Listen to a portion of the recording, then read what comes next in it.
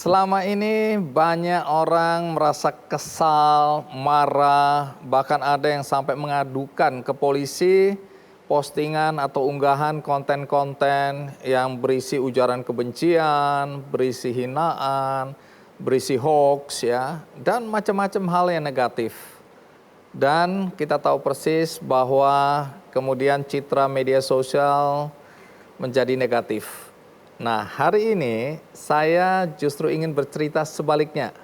Cerita tentang anak-anak muda yang memanfaatkan media sosial dengan mengunggah konten-konten yang memberikan inspirasi. Konten-konten yang bahkan bisa mendorong orang untuk melakukan hal-hal baik dalam hidup mereka. Dan luar biasa sekali karena konten mereka kemudian ditonton oleh jutaan orang, baik di Indonesia maupun di luar negeri. Nah, ini cerita tentang 3 anak muda yang di media sosial dikenal sering mengunggah konten-konten positif. Siapa mereka? Mari kita mulai dari anak muda yang pertama. Namanya adalah Rico Huang. Mana Rico? Bang, sorry bang. Om Riko belum datang, masih OTW ke sini. Loh, masih dalam perjalanan? Iya. Oh, oke. Ya udah, aku tunggu aja. Ya oke. Berapa lama lagi tuh ya? Sekitar 10 menit lagi bang. Oke, kita tunggu kalau gitu. Lain kali harus sudah siap dulu baru aku panggil ya.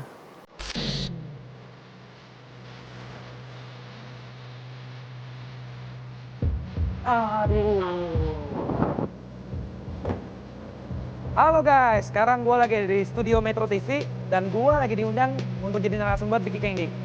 Tapi kira-kira di mana ya studionya ya? Oh ada ya? Di situ. Oke, ikut gue yuk. Aduh, ini studio di mana ya? Gue takut telat dah guys. Ini gue takut banget, gue suka nonton Bang Andi. Maunya takut marah-marah ke gue, mukanya kan galak. Aduh, mana ya? Ini studio berapa ya? 2 atau 3 ya? Aduh, gue bingung. Ini gue malah baru pertama kali nih ke Metro TV. Udah pertama kali, telat nih. Aduh, malu-maluin banget gue jadi pengusaha. Kali jadi artis malah begini, telat nih gini. Malu banget nih gue, baru pertama kali jadi artis malah telat lagi. Aduh. Baru kali ini aku panggil narasumbernya belum sampai. Nih, gila. Ternyata studio keren banget. Ini dia. Ada Bang Andi nih. Rico. Halo, Bang. Aku udah perkenalkan, ternyata kamu terlambat. Ini apa ini? Bang, Iya. maaf ya saya telat ya.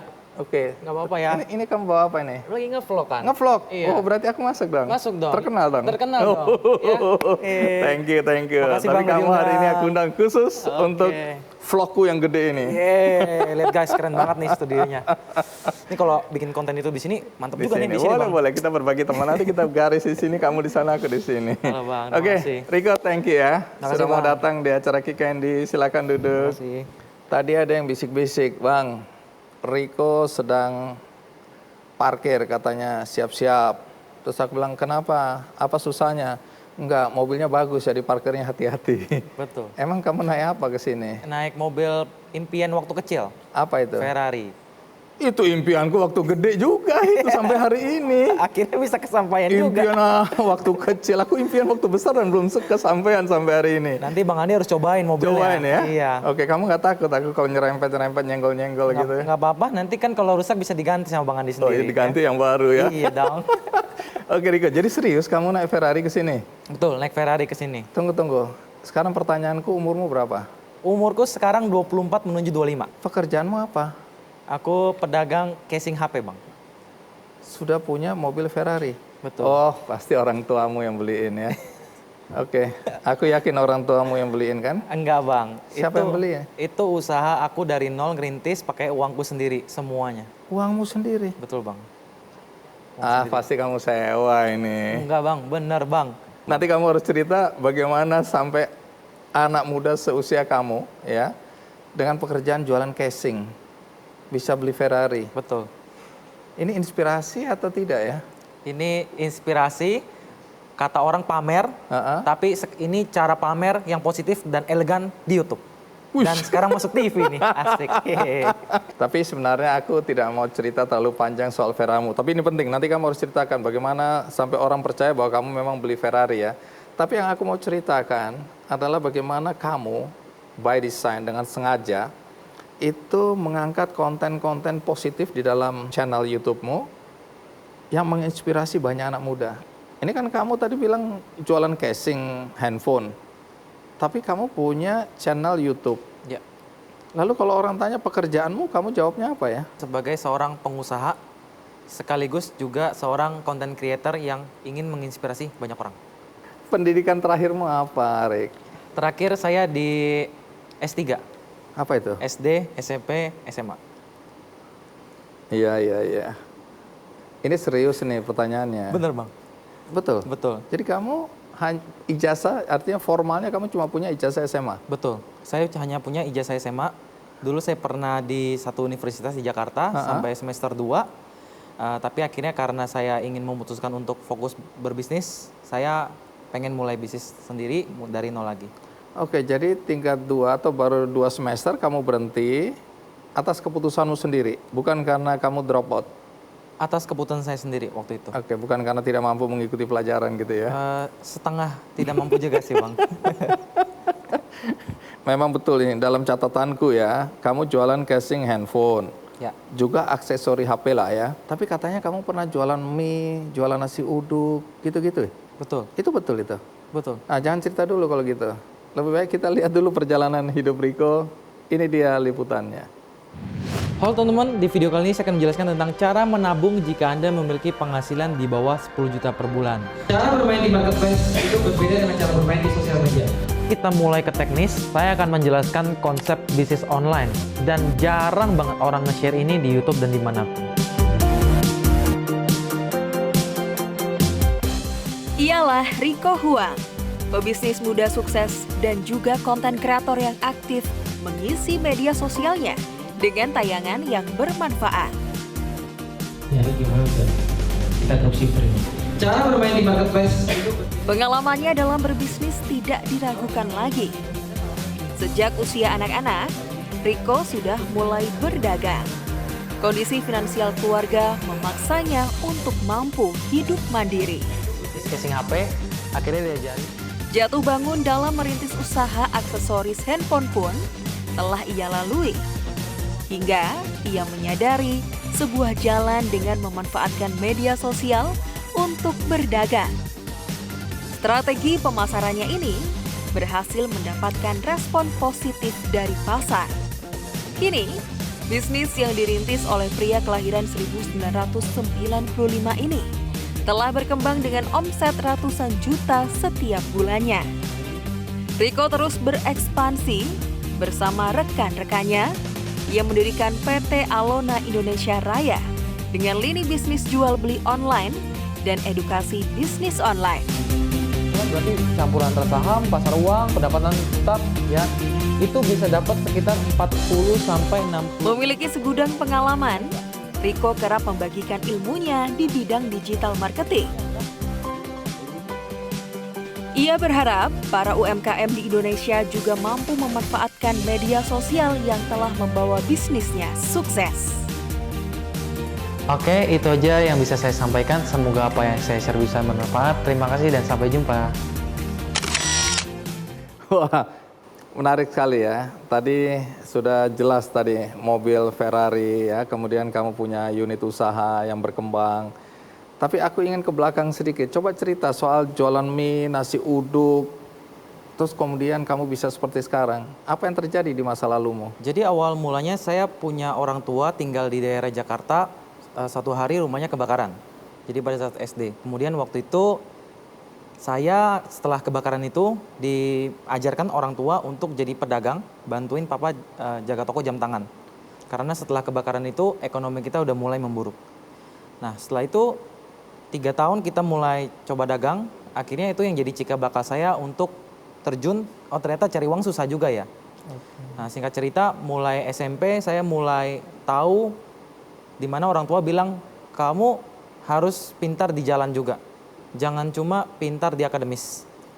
Dan akhirnya SMA mulai coba bisnis aksesoris HP. Saya kredit HP ke guru-guru di sekolah. Oh, kasih kredit gitu. Betul, jadi guru Ini tunggu dulu, ini SMP ini ya? ini SMA. Oh, sudah SMA. Oke. Sudah SMA saya kredit HP ke guru. Kalau ke sekolah tuh selain bawa buku, saya bawa satu tas lagi isinya semua aksesoris HP saya yang saya jual. Modalnya saya minta uang dulu ke teman-teman, nanti saya baru beli barangnya, baru saya kirim ke mereka. Nah, setelah lulus SMA, akhirnya saya coba peruntungan untuk buka bisnis mie ayam. Karena Tunggu, bagaimana dengan bisnis casing yang di sekolah ini? masih lanjut. Oh, lanjut. Masih lanjut. Oh, terus kamu kembangkan. Terus saya kembangkan. Usahamu. Betul, saya pikir saya harus buka usaha yang banyak di berbagai bidang yang beda-beda supaya jadi konglomerat gitu. Ini anak SMA, oke. Akhirnya saya coba buka bisnis mie ayam. 4 hari saya coba buka, langsung bisnisnya tutup dengan kerugian 15 juta. Rasanya juga nggak enak. Alah, aku pikir kisah sukses lagi. Ini kisah kegagalan ya. Kisah kegagalan. Jadi hilang uangmu 15 juta. Uangnya hilang 15 juta. Ini anak SMA kehilangan 15 juta, dari mana kamu punya uang sebanyak itu? Dari kumpulin uang Casing dagangan tadi? dari SMP kelas 3. Oh, Ya, hilang begitu aja. Ya, hilang begitu aja. Gara-gara mie ayam. Gara-gara bisnis mie ayam. Yang nggak enak itu. Iya, dan terakhir saya coba ke kakek saya coba, dia kena disentri. Oke, jadi gagal ini. Jadi gagal. Terus? Kegagalan paling besar saya, Heeh. di mana waktu itu saya berbisnis aksesoris handphone dengan penghasilan 13 miliar per tahun, dan Hah? akhirnya saya bangkrut. Tunggu. Kamu jualan aksesori handphone, Ya, penghasilan 13 miliar setahun, ya, bangkrut. bangkrut habis itu. Bagaimana mungkin? Waktu itu saya cuma bisa bayar gaji karyawan, membayar kewajiban saya, kemudian barang masih numpuk. Tiba-tiba di internet semua orang udah banyak yang berjualan di marketplace. Nah, pada saat itu harganya udah mulai hancur. Hancur. Akhirnya semua orang ngambil sama supplier yang buka toko di online, ya akhirnya udah ngambil sama saya. Akhirnya daripada saya nggak bisa bayar gaji karyawan, saya tutup bisnisnya, Hancur. hancur. Dan saya mulai bisnis yang baru lagi. Akhirnya dengan modal yang seadanya, saya ngelihat ke satu workshop di mana orang menjual mesin-mesin printing. Di situ ada orang yang bisa bikin casing handphone dengan desain satuan. Tadi saya pikir saya selama ini jualan casing kan cuman barang jadi. Iya. Ini ada yang lebih unik Apa lagi. adanya lah. Betul. Terus? Ini ada yang bisa dijual mahal. Akhirnya saya nekat beli mesinnya 10 juta dengan uang seadanya.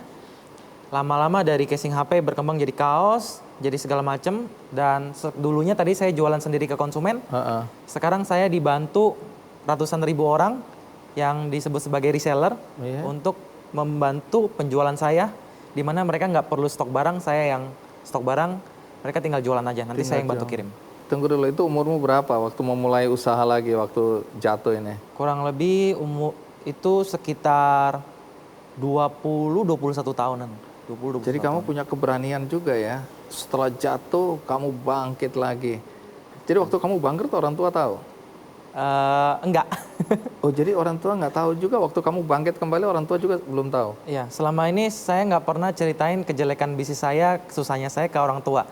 Karena saya pikir zaman SMP SMA saya juga udah cukup nyusahin sih Bang di rumah. Oke. Jadi udahlah nanti pas gede saya juga nggak mau terus nyusahin. Saya mau berjuang sendiri. Orang tua taunya bisnisnya anaknya maju aja. Gebetan saya bilang, oh kamu naik motor ya? Ush. Ya udah saya pulang naik taksi aja. Hah? Wah sial nih. Suatu hari saya harus beli mobil 2 pintu. Ush. Jangan mobil bak tapi mobil Ferrari.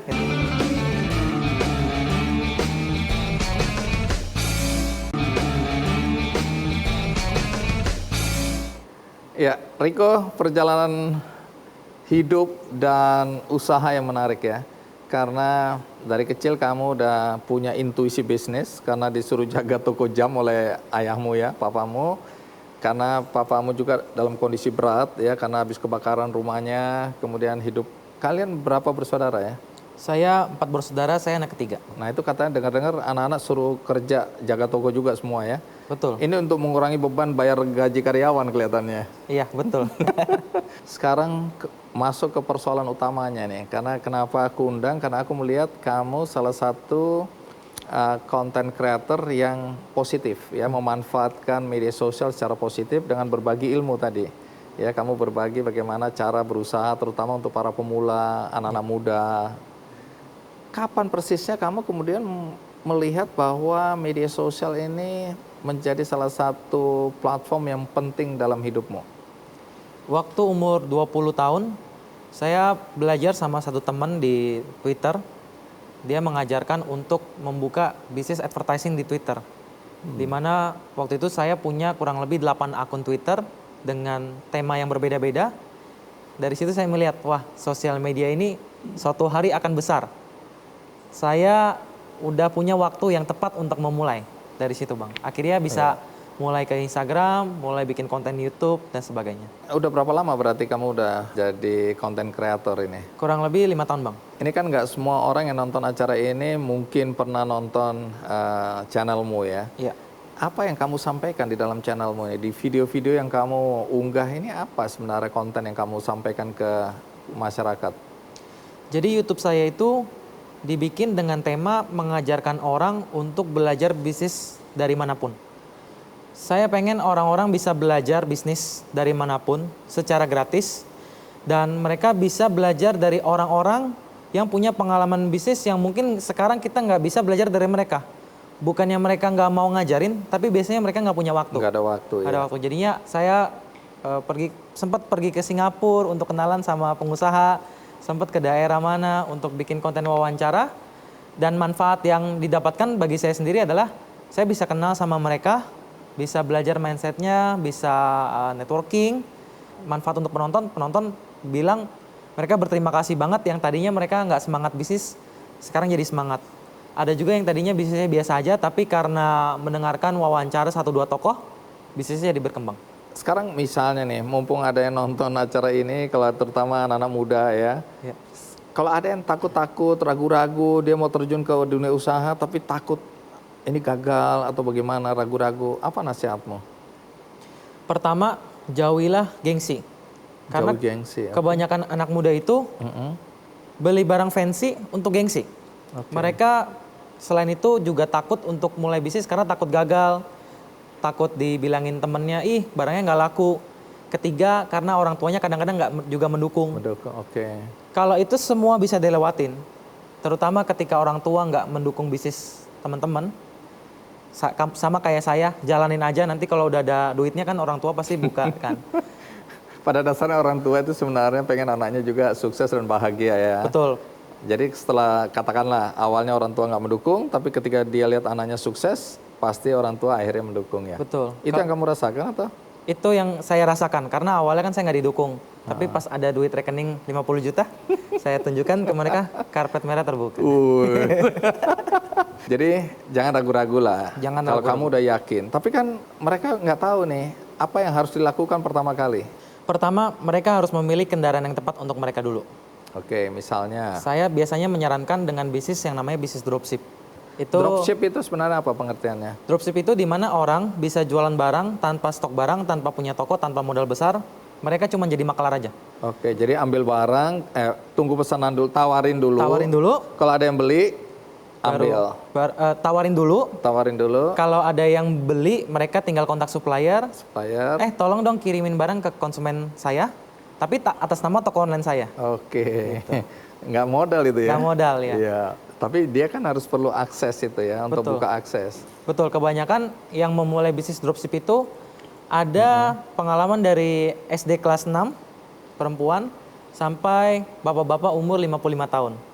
Oke. Dan ada juga orang-orang Indonesia yang tinggal di Hong Kong, di Malaysia. Mereka berjualan di Indonesia, berbisnis dropship. Nah, kan nggak semua orang sukses. Ya. Kamu ya jatuh bangun, sekarang bisa dibilang sukses. Tapi tidak semua orang mengalami itu. Tapi kunci sukses menurut kamu apa? Yang pertama, sukses itu sama gagal itu satu paket.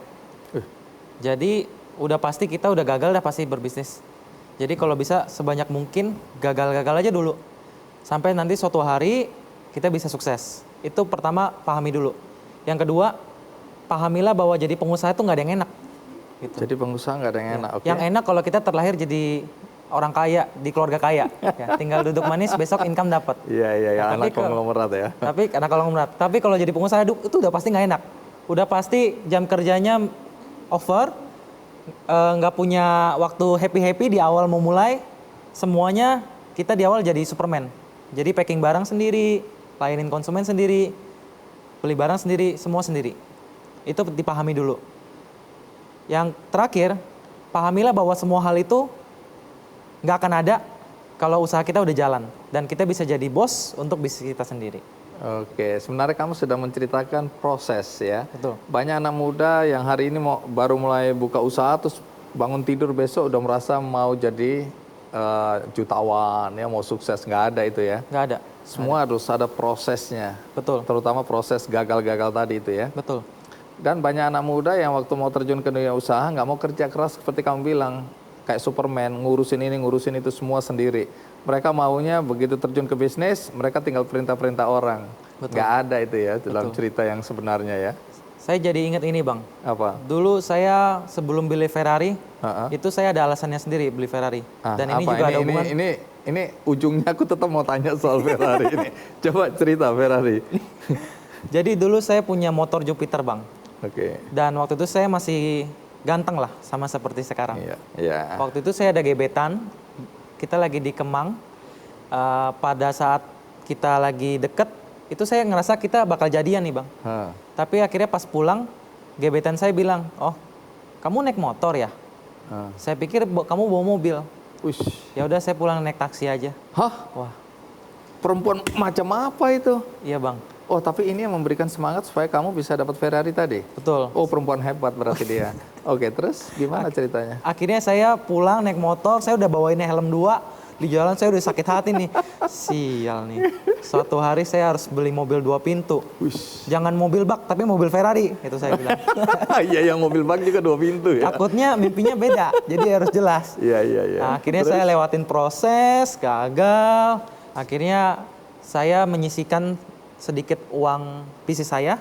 Sampai akhirnya saya bisa beli mobil 2 pintu warna merah Ferrari. Oke, jadi artinya kemarahanmu itu positif dong ya? Positif. Akhirnya kamu bilang, satu hari aku akan punya mobil 2 pintu dan itu nggak boleh bak terbuka, tapi Ferrari. Betul. Kalau saya waktu itu nggak siap berproses, nggak bisa jadi sih Bang. Mungkin pesan buat anak-anak muda dimanapun yang nonton acara ini ya, dan apa yang kamu mau dorong anak-anak muda di Indonesia untuk memanfaatkan media sosial untuk hal yang positif? Sekarang banyak anak-anak muda itu ketika nonton YouTube pengen jadi seorang YouTuber. Baru 1-2 kali coba udah gagal. Sedangkan saya butuh waktu 2 tahun sampai akhirnya saya berhasil tiap hari bikin video. Yang ingin saya sampaikan adalah kita boleh punya mimpi yang tinggi. Tapi tindakan kita itu harus jauh parah lebih tinggi daripada mimpi kita tersebut. Terus yang kedua, jangan memulai sesuatu itu selalu dengan uang. Karena kalau orientasinya uang, biasanya ketika uangnya udah achieve, dia udah nggak mau ngelakuin lagi. Tapi orientasinya untuk manfaat dan bikin konten yang positif. Di luar sana, konten negatif udah banyak banget. Dan udah banyak banget anak-anak muda yang sekarang culture-nya bisa jadi lebih negatif. Kalau nggak ada kita-kita yang bikin konten positif, lama-lama Indonesia nggak akan bisa maju. Makanya saya bikin konten positif, dan saya pengen mendorong atau mengencourage orang, ayo kita bisa kok mendapatkan uang, menjadi terkenal, sukses dengan konten positif. Riko, terima kasih untuk berbagi cerita dengan semua yang ada di sini, dengan penonton yang di rumah ya, terima kasih.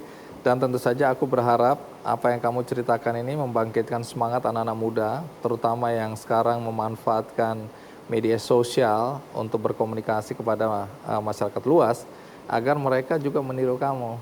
Hari ini aku juga belajar ya bagaimana jatuh bangun dalam bisnis tidak boleh membuat kita patah semangat, tapi justru itu yang mendorong kita untuk terus berusaha. Karena tadi kamu bilang itu sebenarnya sudah ada falsafahnya.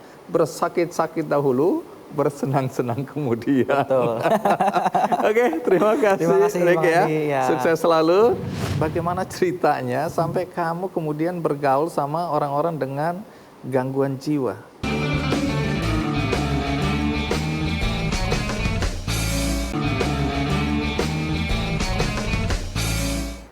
Tadi saya sudah cerita sekilas tentang anak muda yang akan saya undang untuk segmen saat ini, berkaitan dengan konten yang dia unggah di media sosialnya, yakni berkaitan dengan orang-orang dengan gangguan jiwa.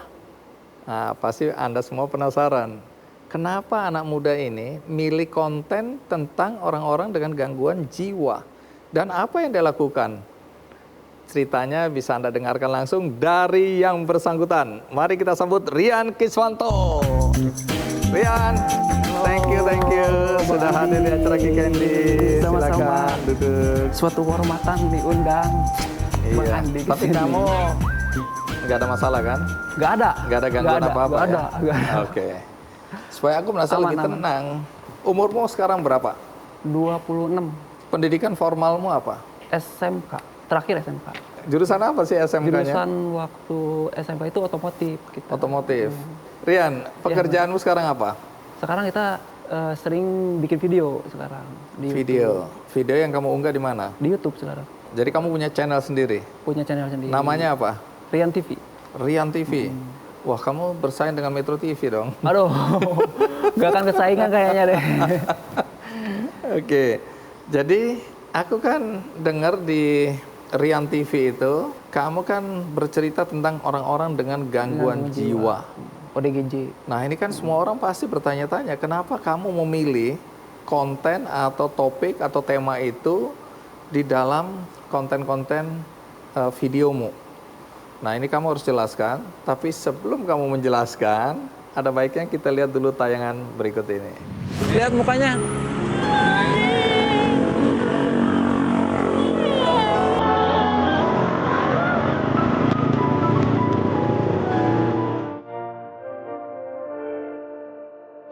Dengan beragam konten yang beredar, baik yang memberikan pesan positif maupun negatif, konten kreator satu ini menyuguhkan followersnya jenis konten yang berbeda dari yang lainnya. Rian Kiswanto adalah seorang YouTuber yang aktif sejak 2 tahun yang lalu. Uniknya, konten yang ia suguhkan dalam YouTube channel Rian TV ini berhubungan erat dengan orang dengan gangguan jiwa atau yang disebut ODGJ. Menurut Rian, konten yang ia buat bertujuan untuk membangun rasa berbagi dan memanusiakan manusia. Seringkali Rian berdialog dengan ODGJ yang terlantar di jalanan, memberi makan mereka, bahkan mempertemukan ODGJ yang terlantar dengan keluarganya.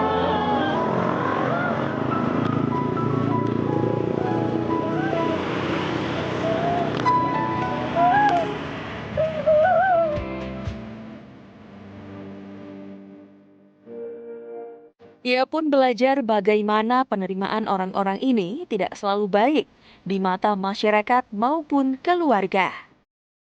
Namun, ia tidak pernah berhenti untuk berusaha membantu para ODGJ agar memiliki kehidupan yang lebih baik. Dengan mengantarkan para ODGJ untuk tinggal di panti, dengan berharap mereka tidak lagi hidup menggelandang di jalanan. Perbuatan baik Rian tidak berhenti di situ saja. Sebagian uang yang ia hasilkan dari YouTube yang memiliki 2,3 juta subscribers ini digunakan untuk berbagi.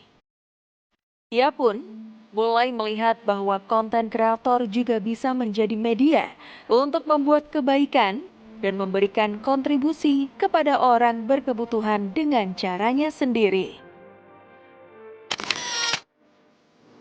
Iya, banyak adegan menarik di video tadi. Nanti aku akan tanya, terutama ketika ada orang atau dua perempuan berpeluk-pelukan ya. Nanti kamu cerita apa yang terjadi.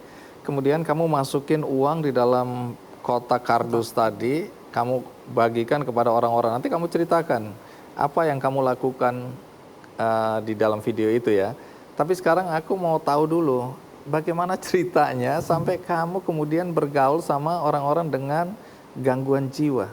Bagaimana ceritanya? Awal mulanya? Awal mulanya jadi ketika waktu zaman SMA, Bang Andi.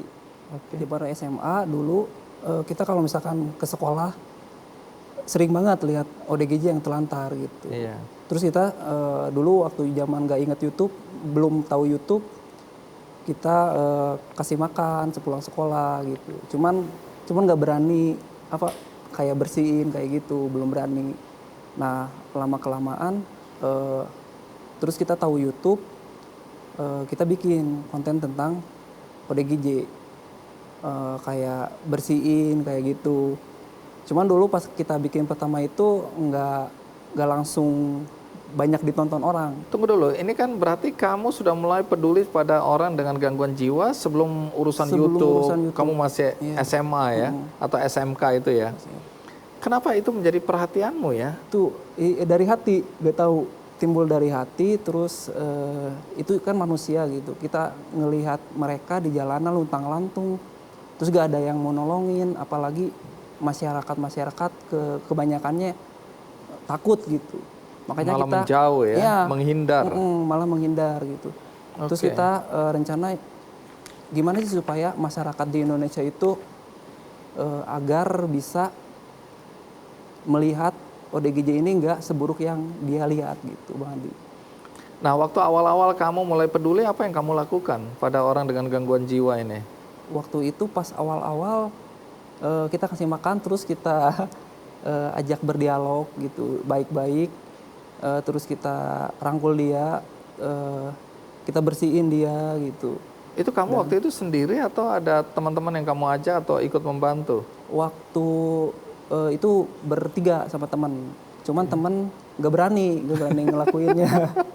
Kita yang berani, terus ya udah kita masukin YouTube gitu. Alhamdulillah banyak yang nonton Bang Adi di situ. Oke, dari yang pertama Iya. nggak ada yang nonton, lama-lama banyak orang yang tertarik nonton, juga iya. ya, ingin tahu. Apa biasanya yang kamu ceritakan sebelum nanti kamu cerita soal tadi, tapi biasanya apa yang kamu ceritakan di YouTube-mu ini? Paling tentang bersosialisasi sama ODGJ, cara bersosialisasi sama ODGJ harus begini, cara menghadapi mereka kayak gimana gitu. Itu kamu ceritakan di dalam videomu. Bapak-bapak, Udah tua kayaknya. umurnya, Seumuran Bang Adi. Seumuran Bang Adi. kamu bisa nggak kasih contoh yang lain?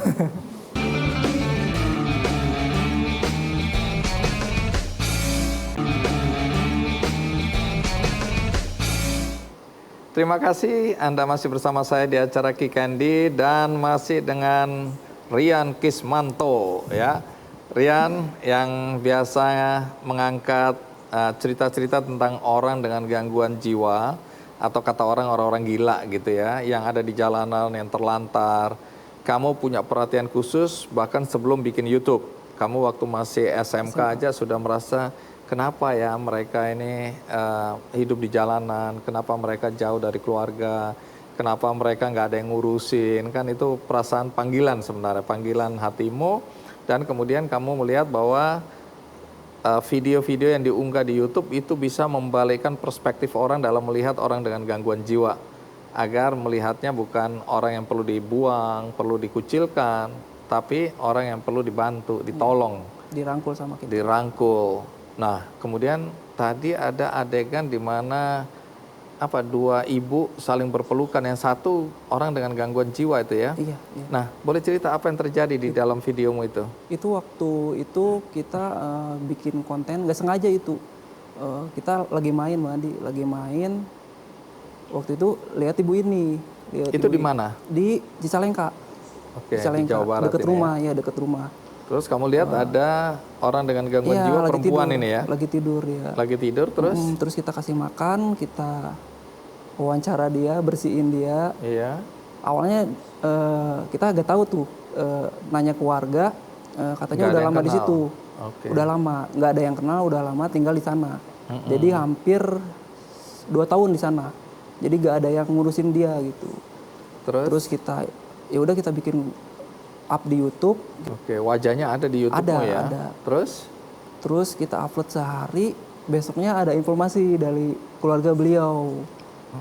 Katanya hilangnya 4 tahun Bang Adi, hilangnya. oke. Oh, jadi tunggu dulu. Videomu ini ada keluarganya yang nonton gitu? Ada, iya. Oh, terus bagaimana caranya nyari kamu? Di Instagram terus ke email juga. Apa ya? Mereka minta agar dipertemukan gitu? Iya. Terus gimana ceritanya kamu mempertemukan? Terus kita minta kontaknya, alhamdulillah kita langsung ke tempat lokasi. Lokasi masih ada? Masih ada. Oke, Terus mereka jadi sempat peluk-pelukan? nyari-nyari juga, Tapi nggak ketemu? Nggak ketemu. Nah, dia kaget ada di YouTube kita gitu. Oke, Terus jadi itu ngabarin. akhirnya dibawa pulang itu? Langsung dibawa pulang. Astaga, aku nonton video tadi udah mau nangis aku ya. Bagaimana drama ya, pertemuan. Coba bayangkan kalau saudaramu dengan gangguan jiwa pergi hilang, sementara kita mencintai dia ya, bukan kita buang. Kita mencintai dan nggak tahu di mana sekarang dia. Dan kamu berhasil mempertemukan itu. Jadi itu manfaat lain dari YouTube-mu ini ya. Terus kamu bilang sering mempertemukan begini. Sering banget, sering banget. Kasus lainnya apa? Bahkan yang kemarin yang 10 tahun, yang baru 10 sekarang, tahun? 10 tahun ketemu. Terus yang kaget itu yang 30 tahun Bang Andi. Oh, ada lagi? Ada yang- 30 tahun ada nggak pernah 30 ketemu. tahun. Kok masih mengenali wajahnya ya? Iya, makanya kita kaget banget di situ. Kita juga kan belum lahir tuh 30 tahun. Sekarang ketemu lewat Jadi yang YouTube. 30 tahun ini bagaimana ceritanya? Ceritanya kita seperti biasa, kita cari yang terlantar di jalanan. Nah, ketemulah Bapak ini dulu waktu itu kita ngevlog di Sumedang. Kita upload, tunggu beberapa hari, alhamdulillah ada yang ngabarin dari pihak keluarganya gitu. Bapak-bapak, Udah tua kayaknya. umurnya? Seumuran Bang Adi. Seumuran Bang Adi. Kamu bisa nggak kasih contoh yang lain? Ini maksudnya Ya seumur aku lah Seumuran, udahlah. gitu. Kamu nggak usah ralat lagi. Itu kesalahan fatal itu, lain kali jangan ya. Rata-rata mereka ini siapa? nggak tahu asal Nggak usulnya. tahu ya, nggak tahu pernah asal ada yang usulnya. jelas asal usulnya. Nggak jelas. Selain yang ditemukan oleh keluarga mereka ya. Terus dengar-dengar kamu juga tadi di dalam mobil ada kamu angkut orang dengan gangguan jiwa, kamu angkut di mobil. Iya. Itu mau dibawa kemana itu? Itu ke Yayasan Mentari Hati. Jadi di sana itu punyanya Pak Dadang. Pak Dadang itu jadi bikin yayasan khusus orang yang terlantar gitu. Oke, ini Pak Dadang yang Tasik. Ya, Nah, dulu itu pernah sudah pernah diundang di ke Kick sini ya, Andy. Kick Andy. Bahkan pernah mendapat penghargaan Kick Andy Heroes. Aku ke sana di terminal waktu itu, waktu itu di terminal, bekas terminal yang diubah jadi tempat untuk penampungan orang dengan gangguan jiwa. Sampai sekarang itu orang baik itu, punya hati. Nah, oh kamu bawa ke sana. Bawa ke sana, terus itu kan kita taunya dari subscriber kita gitu. Bang Rian bawa aja ke yayasan di Tasik. Dulunya kita nggak tahu tuh yayasan penampung yayasan yang terlantar di mana. Karena kan banyak banget yang di Bandung yang jadi nggak boleh membawa orang yang terlantar ke yayasan sembarangan. Maksudnya harus bayar gitu kan. Iya, Harus ada. karena ini memang tempat penitipan orang yang mampu bayar. Iya, gitu. Terus kita bawa ke sana dan alhamdulillah di sana kan banyak banget orang terlantar yang nggak tahu asal usulnya. Kita bikin vlog di Ditampung. sana ya. Dan kebetulan banget banyak yang ketemu di sana Bang Andi Oh, di YouTube kita gitu. Kebetulan banget. nah kalau ada nih orang bilang, alah udahlah bohong Rian. Itu dia hanya memperalat orang-orang dengan gangguan jiwa supaya dia punya konten YouTube. Nah, nanti dia dapat uang dari situ. Gimana Banyak banget yang bilang jawabanmu? gitu. Oh banyak juga yang bilang begitu. Terus Cuma apa jawabanmu? Ya kita biasa aja. Yang penting kita niat dari hati bantu mereka. Ya udah.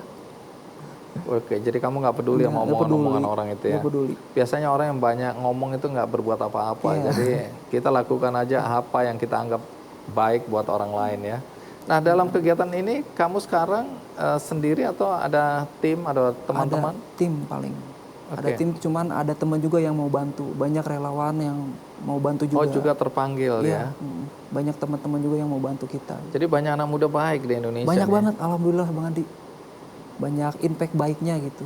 Rian, ini kamu hanya keliling cari-cari orang dengan gangguan jiwa itu di sekitar Jawa Barat atau pernah keluar dari Jawa Barat? Keluar pernah. Oh, Keluar pernah?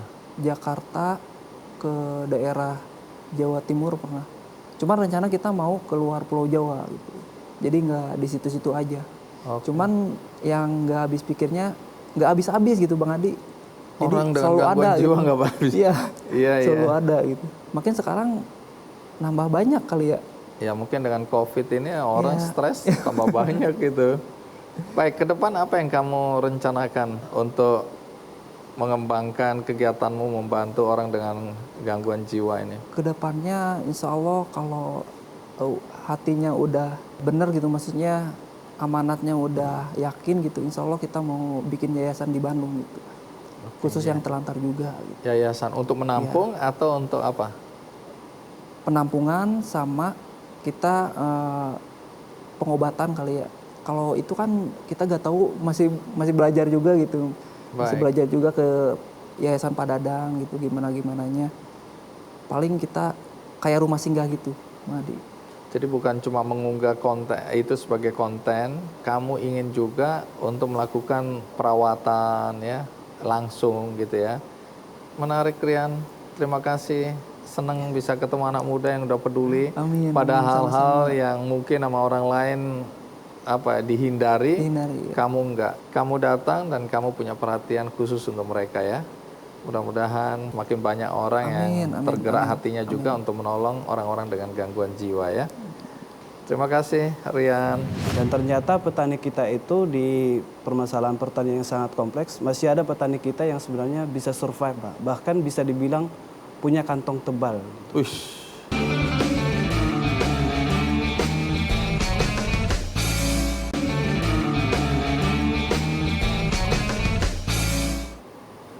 Ya, tadi kita udah dengarkan cerita dari 2 YouTuber, 2 konten kreator, influencer yang menceritakan tentang apa yang dia lakukan melalui media sosial yang dia kelola.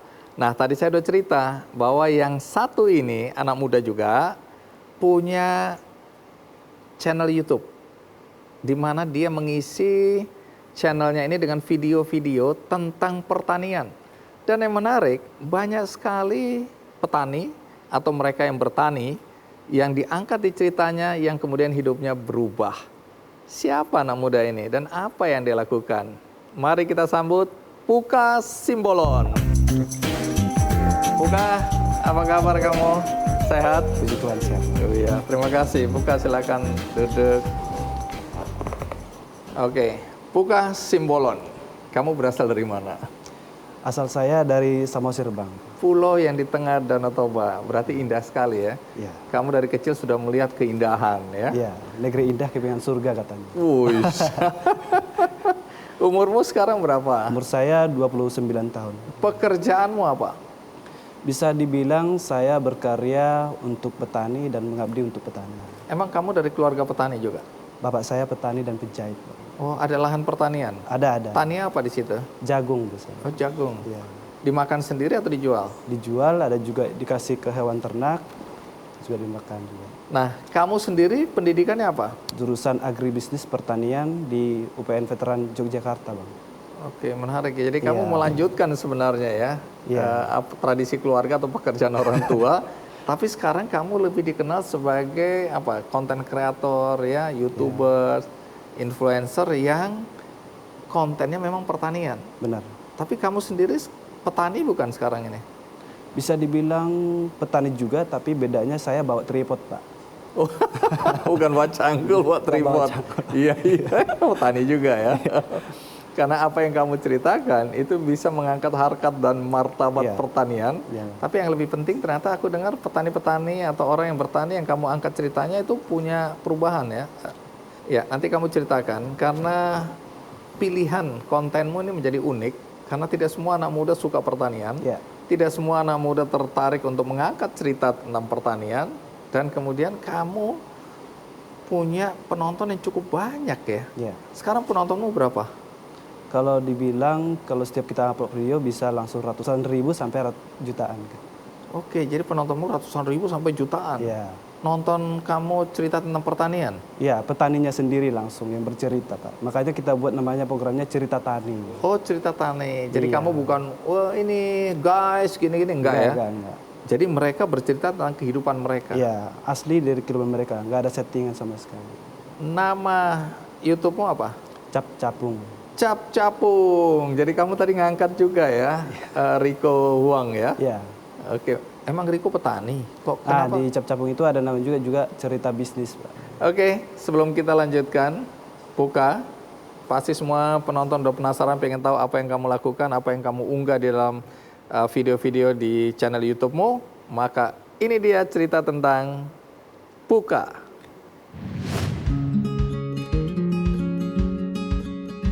Di era digital saat ini, YouTube menjadi salah satu platform yang digemari para konten kreator untuk berkarya. Seperti channel Cap Capung ini, yang mengulas segala kegiatan agribisnis dari hulu sampai hilir. Ialah Puka Simbolon, anak muda 29 tahun yang menggagas ide hadirnya channel Cap Capung. Cap Capung menyajikan konten-konten menarik dan unik dengan mengusung 2 program, yaitu cerita tani dan cerita bisnis. Di channel ini, Puka mengangkat cerita orang-orang yang bergerak di bidang agribisnis dari berbagai daerah. Sejak dirintis tahun 2017, konten-konten Cap Capung sudah ditonton ribuan orang, bahkan saat ini subscribernya sudah mencapai 872 ribuan. Tidak hanya menyuguhkan hiburan dan informasi kepada penontonnya, Cap Capung juga mampu memberikan dampak yang besar bagi petani yang diangkat kisahnya. Banyak dari mereka yang kini menjadi rujukan untuk belajar tentang ilmu pertanian atau peternakan. Bahkan, tidak sedikit pula penonton dari negara tetangga seperti Brunei, Malaysia, hingga Turki datang untuk belajar secara langsung.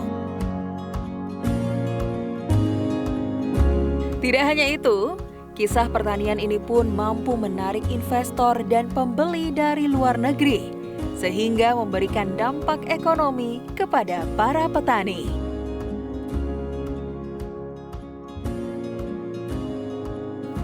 Dengan konsistensinya mengangkat tema agribisnis dan kisah sukses para petani, channel Cap Capung berharap mampu menarik minat generasi muda untuk kembali menghidupkan pertanian di Indonesia.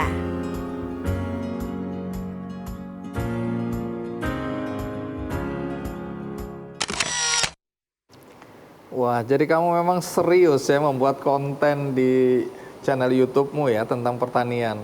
Iya. Jadi apa aja yang biasa kamu angkat di dalam channelmu ini? Baik, untuk cerita tani sendiri kita mengangkat memang kisah-kisah petani kita, Pak. Dan ternyata petani kita itu di permasalahan pertanian yang sangat kompleks, masih ada petani kita yang sebenarnya bisa survive, Pak. Bahkan bisa dibilang punya kantong tebal. Uish, Nah, mulai menarik ini ya. iya.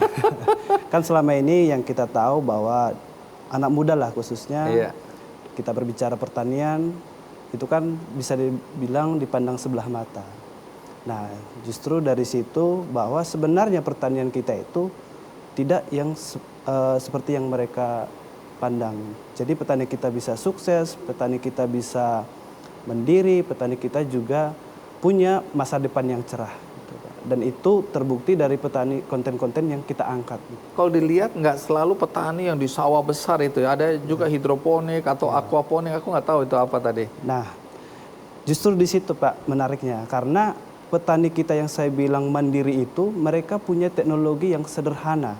Tapi dengan teknologi ini sangat berpengaruh terhadap pertanian mereka. Baik hidroponik, ada namanya kandang terkoleksi, ada namanya buat anggrek hidroponik dan segala macamnya. Dan itu yang menarik perhatian orang-orang penonton saya dari luar negeri yang mau datang langsung ke Indonesia untuk belajar dari petani kita. Tunggu, bagaimana ceritanya sampai mereka datang ke Indonesia untuk belajar? Penonton saya kebetulan 70% itu orang Indonesia, sisanya orang Malaysia, Brunei, dan Turki. Oke, terus? Jadi pernah saya angkat yang namanya Bu Vita, jadi dia mantan dosen, dia buat kandang terkoleksi namanya. Apa itu maksudnya? Kandang terkoleksi ini yaitu membuat kandang yang memisahkan feses sama urin kambing, Pak. Oke, jadi itu urinnya kemana, ininya terus? Iya.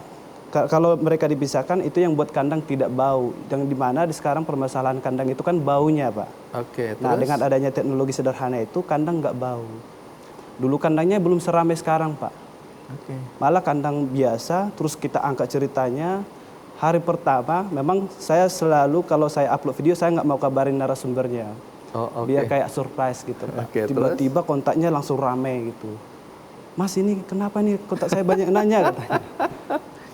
Aku kudu piye gitu. Oh, kutubi aku harus bagaimana? Ya udah Bu, dilayani aja. Rezeki nggak bisa ditolak saya bilang. Wish. Nah, ibunya langsung cerita, ini ada langsung dari Malaysia kunjungan, terus dari Brunei, bahkan dari Turki. Tapi Ibu Vina ini mau ngajarin orang-orang? Mau, karena basic dia sebagai dosen dan dia juga bisa kayak menggantikan pekerjaan sebelumnya, Pak. Jadi mengajari orang-orang lokal juga untuk belajar peternakan kambing.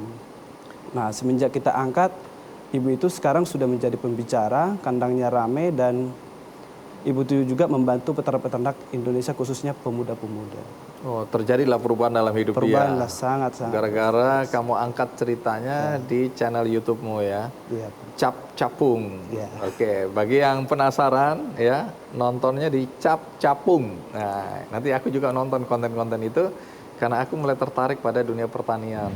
Dan karena pertanian dipandang sebelah mata, dia lebih memilih dulu jadi office boy. Karena sudah kepepet gitu, dia bertani. Dan panen pertama dia langsung bisa mendapatkan 15 juta. Wush.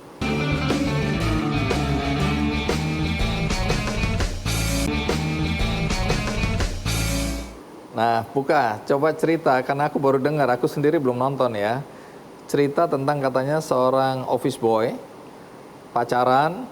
pacarnya hamil, padahal mereka belum menikah. Kemudian katanya panik, mau jadi petani tapi dia malu, gengsi. Akhirnya jadi OB ya, office boy. Tapi kemudian ceritanya menjadi apa ya, inspirasi banyak orang gara-gara dia bertani. Nah, kamu coba ceritakan ke penonton Kick Andy ini apa yang terjadi pada office boy kita ini. Baik, kebetulan video ini adalah video pertama kita, Pak. Di Oh, Cap video Cabang. pertama. Iya. Oke. Setelah itu ada teman saya merekomendasikan namanya Raga. Si office boy ini? Si office boy ini Raga namanya. Oke, terus? Terus menarik untuk kita angkat. Awalnya dia ini adalah punya pacar karena mungkin sebuah kecelakaan Iya. dan hamil di luar nikah, dan dia bertanggung jawab untuk menikah. Nah, setelah itu, karena pertanian dipandang sebelah mata, dia lebih memilih dulu jadi office boy. Nah, di office boy ini ketika istrinya melahirkan, dia butuh biaya yang namanya butuh susu, popok, Iya. dan segala macam. Bahkan digaji dia di office boy itu nggak sanggup sama sekali. Nggak cukup Iya. lah ya. Terus ditawarin bapak mertuanya untuk bertani. Oh. Nah, awalnya sih dia nggak mau, gengsi, Pak. Gengsi, Petani gitu-gitu. Terus mau nggak mau, karena sudah kepepet gitu, dia bertani, Pak. Jadi karena dia anak muda, terus dia kayak tonton di internet bertani yang benar segala macam, dan panen pertama dia langsung bisa mendapatkan 15 juta. Wush. Iya. Tunggu dulu, ini tani apa dia? Dia tanam petani apa? bawang, Pak. Bawang di mana ini? Di Jogja juga. Oke.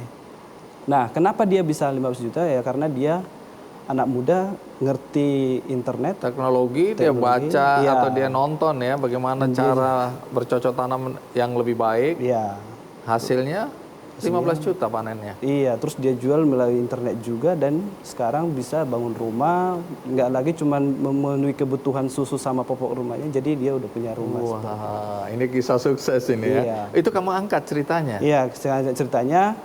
Terus respon-respon masyarakat langsung mau belajar sama Mas Raga ini, dan justru banyak juga dari media-media yang juga ngangkat dia, Pak. Oke, terus aku dengar juga ada cerita petani hidroponik di atas masjid yang kemudian juga viral itu ya. Iya. Artinya banyak ditonton oleh orang-orang ya. Iya. Nah, itu ceritanya gimana itu? Jadi ini Masnya ini kan tujuannya awalnya itu buat hidroponik di atas masjid itu biar anak-anak muda itu habis sholat ada kegiatan gitu, Pak. Atau menarik pemuda-pemuda itu biar mainnya ke masjid gitu. Oke, terus? Tujuan awalnya gitu. Nah, menarik dengan itu saya angkat, Pak.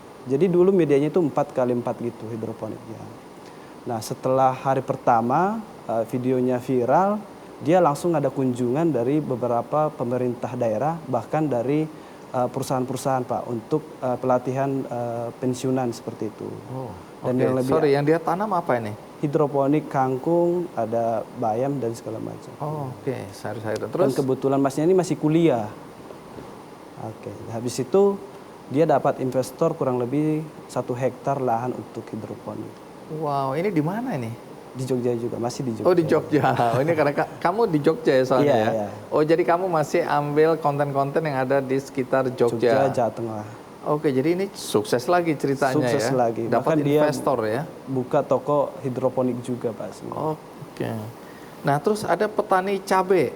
Nah, Nah, itu gimana ceritanya petani Jadi- cabai? Saya dengar sekarang dia udah kewalahan karena terlalu banyak orang datang belajar sampai dia bilang siapa mau belajar dikenakan berapa biaya 3 juta supaya apa disortir. Kalau enggak Iya, semua orang datang ke dia ya. Itu betul itu ya? betul Pak. Eh, Jadi gimana itu ceritanya kan di musim pandemi corona ini kan budaya orang sekarang kan banyak yang bertanam di rumah masing-masing atau Iya, di lahan di yang sempit. pekarangan, di Iya. halaman ya. Nah, itu itu, lagi tren itu.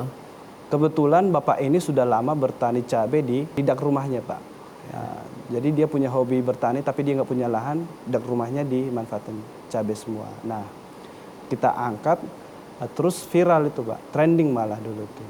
Habis itu seperti tadi saya nggak ngasih tahu si narasumbernya, tiba-tiba WA-nya aja kayak ribuan gitu. Banyak yang kunjungan juga. Nah, terus sampai saya bilang, Pak buka pelatihan aja, lumayan nambah-nambah. Terus dia buka pelatihan. Awalnya murah sih sebenarnya dia, Pak. Nah, karena banyak juga, udah Pak, kalau mau sortir kasih mahal. Dibuat mahal, tetap aja. Tetap aja. Iya menarik. Oh ini cabai ya? Iya. Padahal lahannya berapa besar itu dia? Rumahnya itu kalau nggak salah 6 kali 10 gitu. Baik, jadi apa saja dampak yang kamu lihat dari petani-petani atau mereka yang bertani yang kamu angkat kontennya di channel YouTube-mu itu? Apa aja misalnya? Oke, kalau dampaknya kita tahu kan dunia di zaman sekarang kan internet atau media sosial itu sangat berpengaruh Pak. Nah ini sangat dirasakan oleh petani-petani kita. Dampak yang dirasakan pertama itulah dari segi promosi usaha mereka. Itu kalau berbicara penjualan mereka sangat meningkat. Bahkan nggak melalui pihak ketiga lagi, langsung ke konsumennya. Iya. Kalau ada Jadi tengkulak-tengkulak ini udah dilewatin lah ya. Ada yang sampai ekspor Pak. Wow. Itu kentang 15 ton per bulan. Itu yang pertama dampaknya. Yang kedua adalah selain menjual istilahnya hasil taninya, mereka juga bisa menjual edukasi, bentuk pelatihan dan kalau kunjungan ada yang juga berkunjung di situ, otomatis mereka juga menyediakan makanan, minuman, Iya. itu juga jadi Nah, sumber itu penghasilan. Other income ya, Iya. sumber penghasilan baru. Iya, pastinya saya pengen mempublikasi bahwa pertanian kita itu enggak dibilang kotor lah atau enggak berpenghasilan. Buktinya saya selama di lapangan, mereka orang-orang yang luar biasa, orang-orang yang survive, orang-orang yang bisa dibilang punya uang juga Pak. Seperti itu. Oke, jadi citra jelek itu udah nggak ada sebenarnya Nggak ya. ada, Pak. Oke, menarik. Nah, kamu sendiri bagaimana penghasilannya ini? Kalau saya masih dari YouTube, kalau enggak jadi media partner juga Pak. Gitu. Oke, orang tua nggak keberatan kamu tanda kutip jadi YouTubers gitu? Awalnya keberatan Pak, malah mereka, soalnya orang tua saya kan dari kampung nggak tahu kok bisa dapat uang dari internet Nggak gitu. mungkin ya. Iya. Dia pikir anaknya harus kerja kantoran itu Iya, ya. kan dulu saya sempat juga habis lulus kuliah, kerja kantoran, terus saya resign. Gitu. Wah, sedih orang tua. Iya sedih. Justru mereka nggak tahu selama ini kan udah 3 tahun Pak. 2 tahun itu mereka nggak tahu kerjaan saya apa. Gitu. Tapi sekarang mereka udah tahu. Tahu saya jelasin pelan-pelan, terus bulanan udah lancar mereka udah tahu Pak. Akhirnya tahu. Iya. Tapi kamu sendiri terpikirkan nggak untuk pulang kampung ke Samosir, kemudian membuat pertanian sendiri, kamu kembali jadi petani gitu nggak terpikirkan? Kepikiran Pak. Oh, Ada terpikirkan? rencana, tapi saya mau fokus dulu untuk mempublikasi petani-petani kita dari Sabang sampai Merauke. Wow, keren ya. Iya. Karena disitulah pembelajaran yang sebenarnya ya. Ya Pak. Nanti aku mulai lihat-lihat YouTube untuk belajar ya. Minimal dari cerita-cerita yang kamu sampaikan, aku dapat pasti banyak ide-ide untuk kemudian dikembangkan di lahan pertanian ya. Ya. Oke, ada sesuatu yang kamu mau sampaikan kepada anak-anak muda yang sampai saat ini masih melihat pertanian itu nggak menarik, petani itu adalah miskin dan terbelakang. Buat teman-teman anak-anak muda, justru di zaman sekarang ini, di zaman pandemi ini, bahwa dunia pertanian seharusnya punya peluang besar untuk dijadikan bisnis. Banyak petani-petani muda kita yang sudah sukses dari pertanian, banyak petani-petani muda kita yang sudah bisa menjadi pembicara bahkan ke luar negeri untuk membicarakan tentang pertanian Indonesia, yang dimana petani-petani kita ini mempunyai teknologi yang sederhana tapi sangat berpengaruh untuk pertaniannya sendiri. Dan ini peluang sangat besar. Saya harap petani-petani pemuda Indonesia khususnya jangan malu bertani, karena kita sudah diberkahi alam yang luar biasa, apa aja bisa tumbuh, dan mari kita manfaatkan menjadi sumber rezeki bagi kita. Hidup petani. Petani Indonesia maju. Slogannya apa? Petani Indonesia maju. Oke. Baik Puka, terima kasih ya. Kamu sudah berbagi inspirasi melalui video-videomu yang kamu unggah di channel YouTube ya, di media sosial lainnya. Dan terima kasih udah mau datang di acara Kick Candy dan berbagi juga cerita yang membuat saya yakin penonton-penonton walaupun mereka tidak ingin jadi petani tapi terinspirasi untuk bangkit semangatnya ya. Apalagi di tengah situasi pandemi Covid ini. Jadi sekali lagi terima kasih, sukses buat kamu ya. Siap, Bang. Bagi Anda yang ingin mendapatkan buku seperti biasa, saya akan berbagi melalui kuis di Twitter Kick Andy Show. Dan juga Anda bisa mendapatkan buku ini melalui undian di website kickandy.com. Dan bagi Anda yang tadi kelewatan nih, nggak nonton dari depan, tenang aja, Anda masih bisa menyaksikan tayangan ulangnya melalui metrotvnews.com. Dan juga ada cuplikannya di YouTube Kick Andy Show. Dan tentu saja saya hanya ingin mengingatkan bagi Anda yang selama ini ingin berbuat baik tapi belum tahu caranya, sekarang ini ada cara yang mudah, yaitu bisa melalui benihbaik.com. Anda tinggal ketik dulu benihbaik.com, klik, kemudian Anda pilih siapa saudara-saudara kita yang ingin Anda bantu. Jadi dalam situasi dan kondisi pandemi COVID-19, kita masih tetap bisa berbuat baik. Akhirnya semoga tayangan ini bisa memberikan inspirasi bagi kita semua untuk memanfaatkan media sosial kita untuk hal-hal yang positif.